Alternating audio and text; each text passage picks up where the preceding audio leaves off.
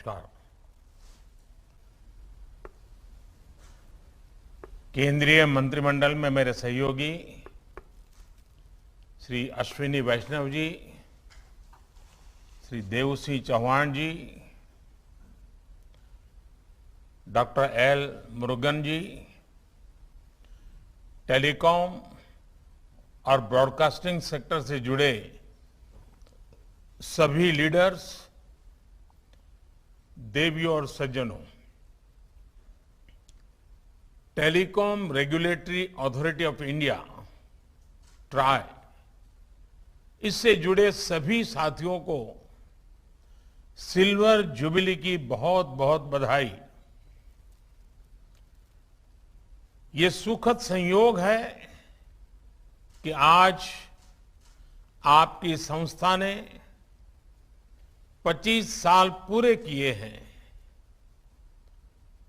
तब देश आजादी के अमृत काल में अगले 25 वर्षों के रोडमैप पर काम कर रहा है, नए लक्ष्य तय कर रहा है। थोड़ी देर पहले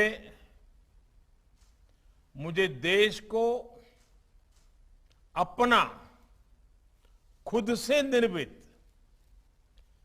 5G टेस्ट बेड राष्ट्र को समर्पित करने का अवसर मिला है।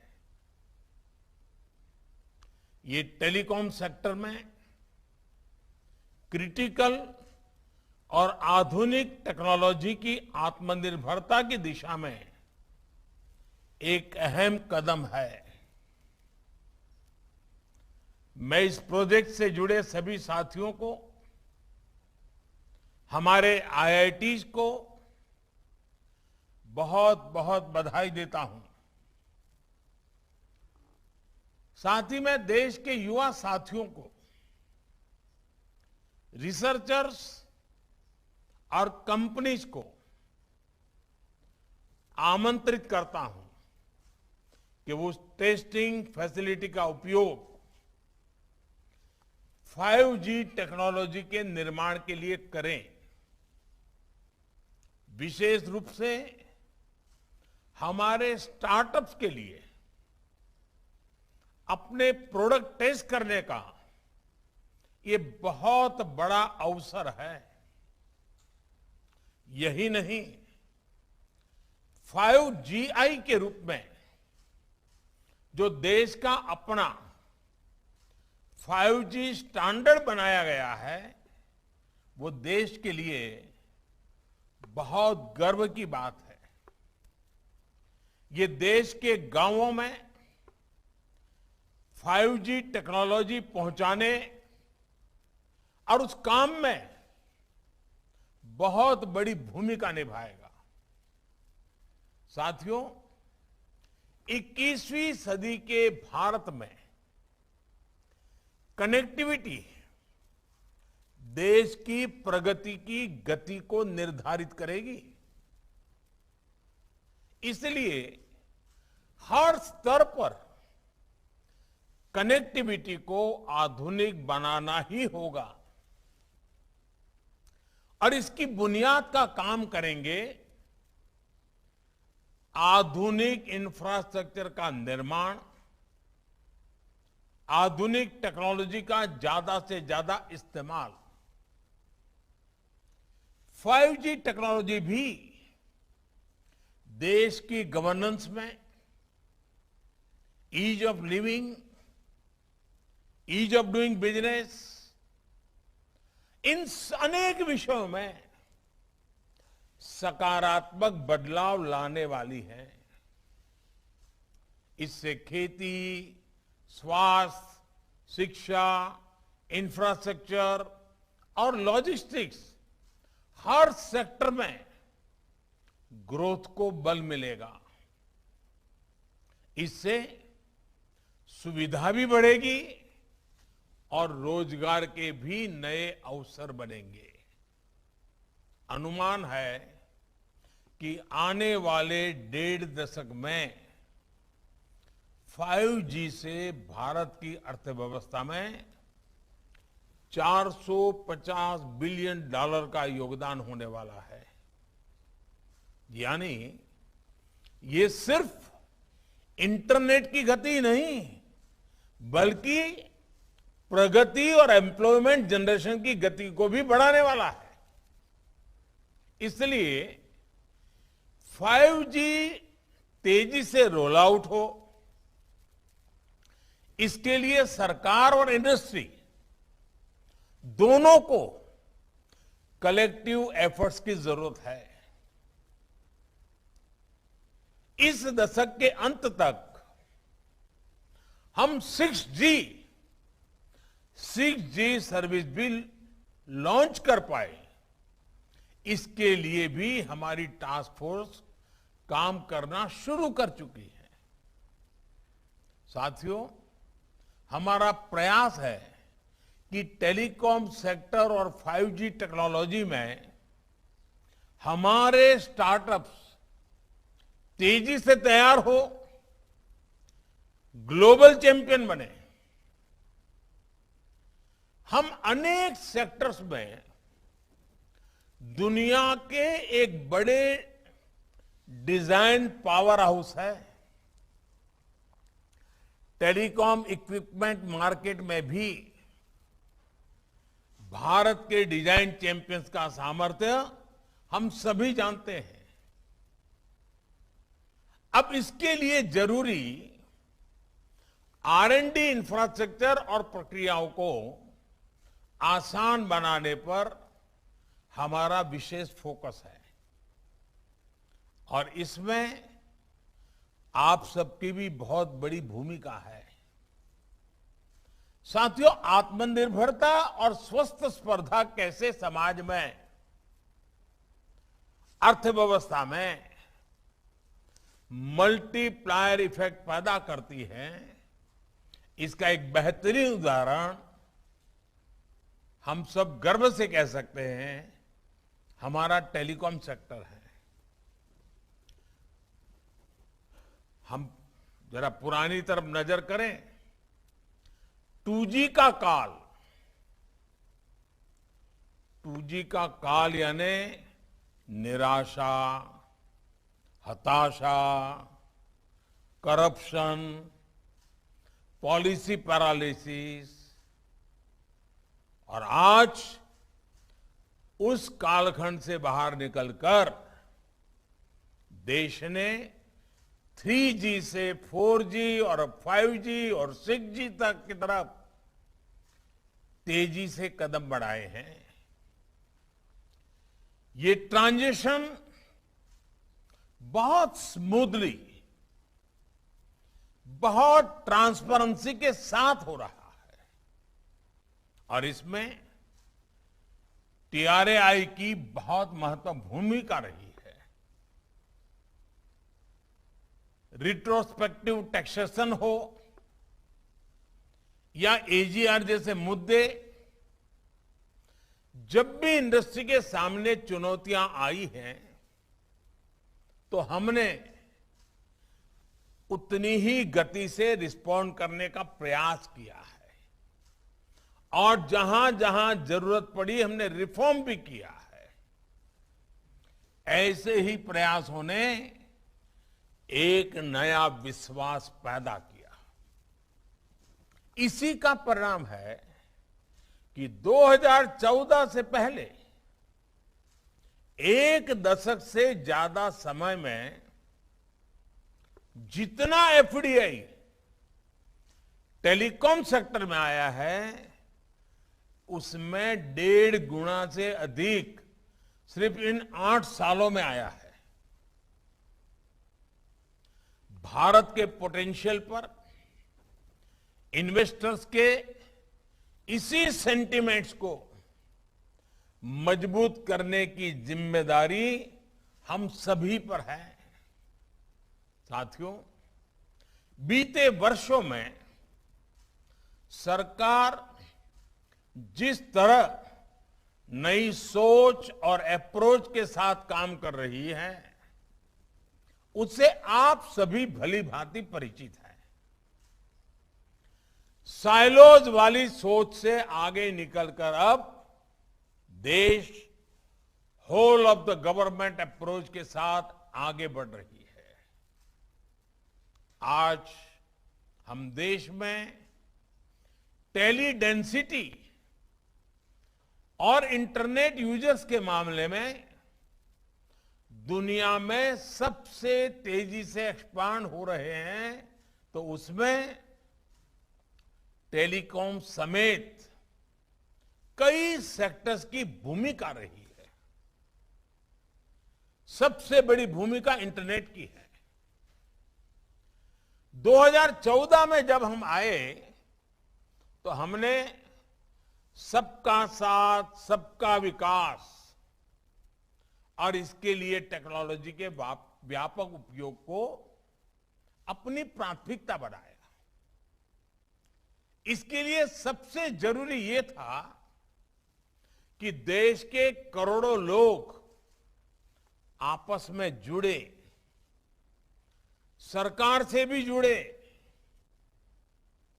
सरकार की भी सभी इकाइयां, चाहे केंद्र हो, राज्य हो, स्थानीय स्वराज संस्थाएं हो, वे भी एक प्रकार से एक ऑर्गेनिक इकाई बन करके आगे बढ़े, आसानी से कम खर्च में जुड़े, बिना करप्शन के सरकारी सेवाओं का लाभ ले सकें। इसलिए हमने जनधन, आधार, मोबाइल की ट्रिनिटी को डायरेक्ट गवर्नेंस का माध्यम बनाना तय किया। मोबाइल गरीब से गरीब परिवार की भी पहुंच में हो, इसके लिए हमने देश में ही मोबाइल फोन की मैन्युफैक्चरिंग पर बल दिया। परिणाम यह हुआ कि मोबाइल मैन्युफैक्चरिंग यूनिट्स 2 से बढ़कर 200 से अधिक हो गई। आज भारत दुनिया का सबसे बड़ा मोबाइल फोन मैन्युफैक्चरर है, और जहां हम अपनी जरूरत के लिए फोन इंपोर्ट करते थे, आज हम मोबाइल एक्सपोर्ट के नए रिकॉर्ड बना रहे हैं। साथियों, मोबाइल कनेक्टिविटी बढ़ाने के लिए जरूरी था कि कॉल और डेटा महंगा ना हो। इसलिए टेलीकॉम मार्केट में हेल्दी कंपटीशन को हमने प्रोत्साहन किया। इसी का परिणाम है कि आज हम दुनिया के सबसे सस्ता डेटा प्रोवाइडर्स में से एक है। आज भारत देश के हर गांव तक ऑप्टिकल फाइबर से जोड़ने में जुटा है। आपको भी पता है कि 2014 से पहले भारत में 100 ग्राम पंचायत, 100 ग्राम पंचायतें भी ऑप्टिकल फाइबर कनेक्टिविटी से नहीं जुड़ी थी। आज हम करीब करीब 2.25 लाख ग्राम पंचायतों तक ब्रॉडबैंड कनेक्टिविटी पहुंचा चुके हैं। कुछ समय पहले ही सरकार ने देश के नक्सल प्रभावित अनेक जनजातीय जिलों में भी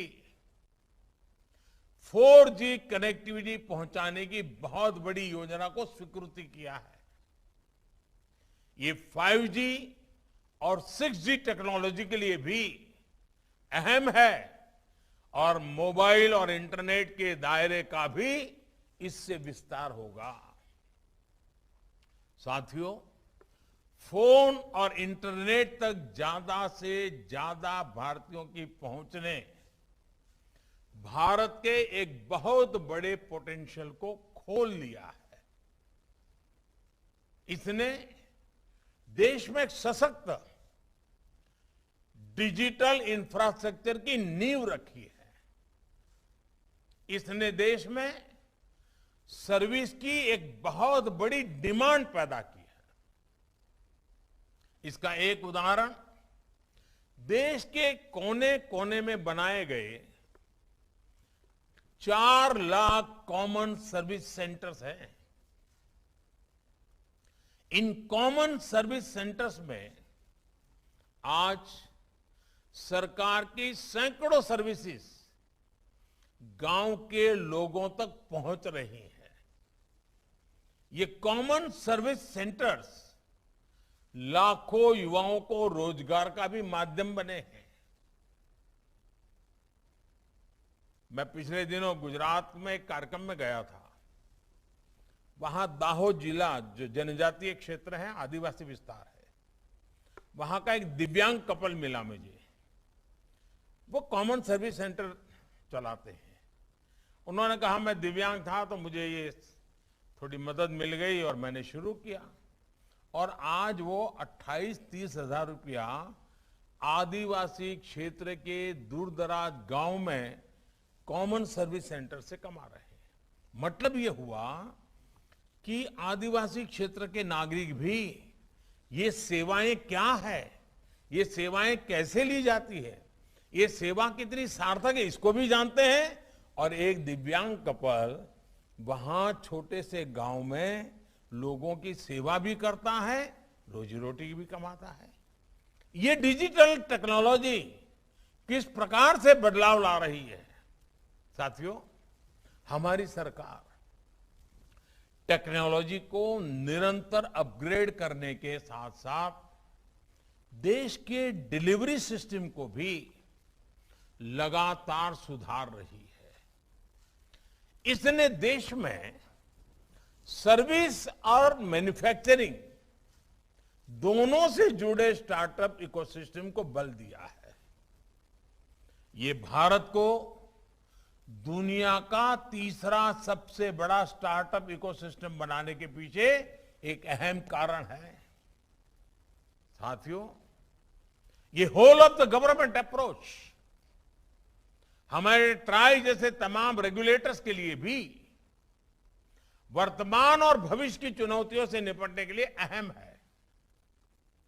आज रेगुलेशन सिर्फ एक सेक्टर की सीमाओं तक सीमित नहीं है। टेक्नोलॉजी अलग अलग सेक्टर्स को इंटरकनेक्ट कर रही है। इसलिए आज कोलैबोरेटिव रेगुलेशन की जरूरत हुई हर कोई स्वाभाविक रूप से अनुभव कर रहा है। इसके लिए जरूरी है कि तमाम रेगुलेटर्स साथ आए, कॉमन प्लेटफॉर्म तैयार करें और बेहतर तालमेल के साथ समाधान निकालें। मुझे पूरा विश्वास है कि इस कॉन्फ्रेंस से इस दिशा में महत्वपूर्ण समाधान निकल करके आएगा। आपको देश के टेलीकॉम कंज्यूमर्स के इंटरेस्ट की भी सुरक्षा करनी है और दुनिया के सबसे आकर्षक टेलीकॉम मार्केट की ग्रोथ को भी प्रोत्साहित करना है। टीआरआई की सिल्वर जुबिली कॉन्फ्रेंस हमारी आजादी के अमृतकाल की ग्रोथ को गति देने वाली हो, ऊर्जा देने वाली हो, नया विश्वास पैदा करने वाली हो, एक नई छलांग मारने के सपने देखने वाली हो और साकार करने के संकल्पों वाली हो। इसी कामना के साथ आप सभी का बहुत बहुत आभार। आप सबको अनेक अनेक शुभकामनाएं। बहुत बहुत धन्यवाद। बहुत बहुत धन्यवाद। మీరు చూస్తున్నారు ఐ డ్రీమ్ న్యూస్ ని. Please subscribe I dreams For more videos, subscribe I Dream. please subscribe for more videos. I dream. I dream. For more videos Subscribe, I dream. Please subscribe. Subscribe I dream channel. Do subscribe. I dream. I dream ఛానల్ని subscribe చేయండి. Do watch I Dream.